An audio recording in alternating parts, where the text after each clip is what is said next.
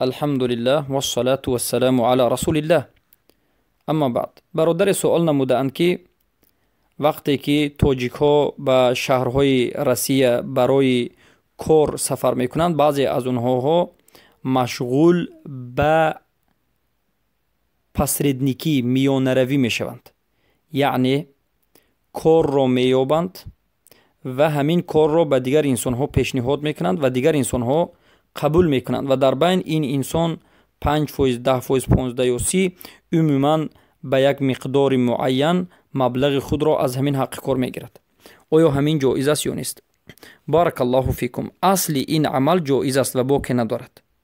یعنی هر مسلمانی که در شهرهای روسیه میانروی کار میکند، دلالی یا که میگیم پسردنیکی میکند، کاری اون رو هیچ کسی حرام گفته نمیتواند، در حالتی که البته ما میگیم اصلش حلال است اما باید مباح است، اما باید ببینیم که چگونه این عمل رو انجام میدهد. در حالتی که ظلم در بالایش نباشد، دروغ در بالایش نباشد.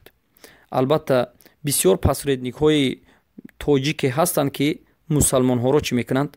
اذیت میدهند، ظلم میکنند.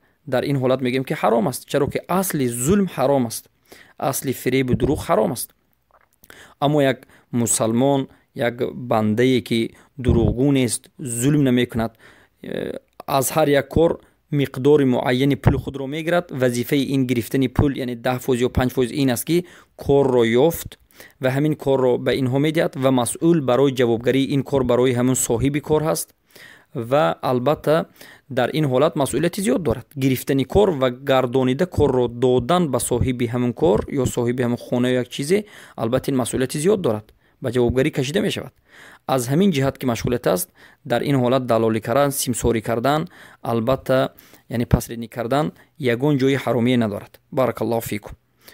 اما ما نصیحت میکنیم به همون پسردنیک بچه‌ها که نباید به مردم ظلم بکنند، باید به قدر انسانیت و به قدر مسلمانی این کار را انجام میدهند به ظلم.